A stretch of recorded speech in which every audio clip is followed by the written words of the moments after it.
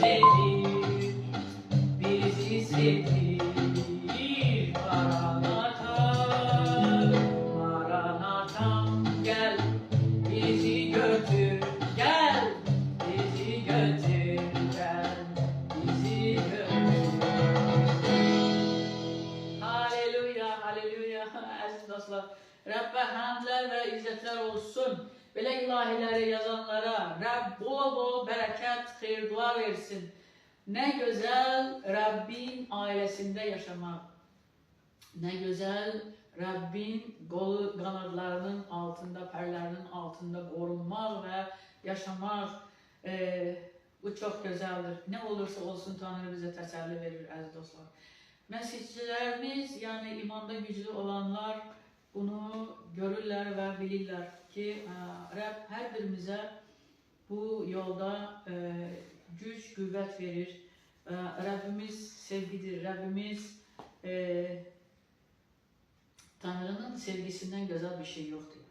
Serhədsiz, sınırsız seven Tanrımıza alqış olsun. Bugün onun günüdür. Xeyir doladı, bərəkətlədi, təqdis etdi.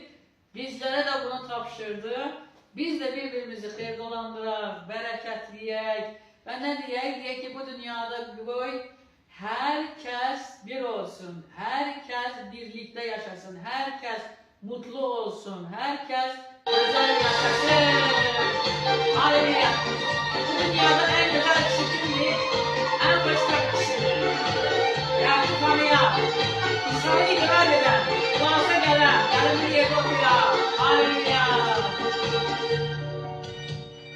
Bu dünyadaki en mutlu kişi İsa'nı bilendir. Bu dünyadaki en sevilen kişi İsa'nı sevendir. Bu dünyadaki en bilge kişi İlas'a gelendir. Bu dünyadaki en sayılı kişi İsa'nı bilendir. Bütün dünya buna inansa, bir inansa, hayat bayram olsa, insanlar her ele tutuşsa, birbirini yolsa, uzansa sonsuza. Bütün dünya buna inansa, bir inansa, hayat bayram olsa, insanlar her ele tutuşsa, birbirini yolsa, uzansa sonsuza.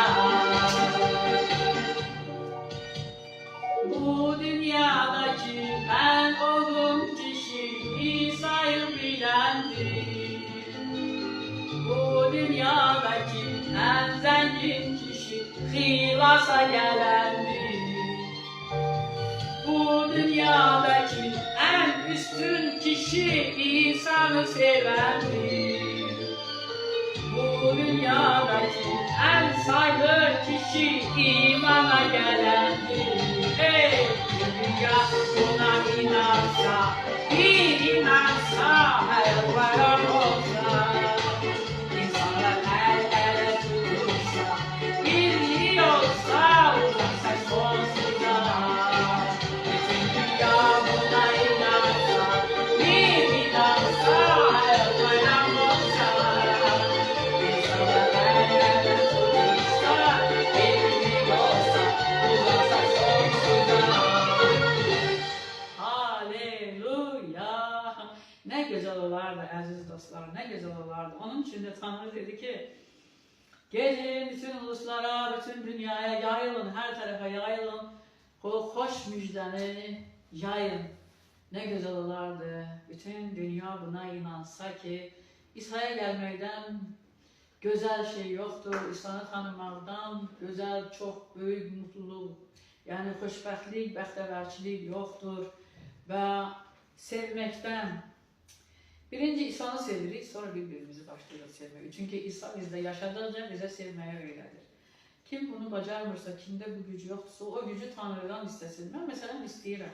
Biz insanlığımıza göre, yani öyle şeyler olur ki, öyle şeylerle rastlaşırıq ki, sevgimiz azalır. Çünkü bu dünyada her şey sərhədləndir. Sərhədləndir. Yani her şeyin Gocun dostu var, süre müddeti var. Onun için de Tanrı'dan her gün dilemeyi, o bir akan bulağıdır. Gelin biraz sevgiden, Rabbin sevgisinden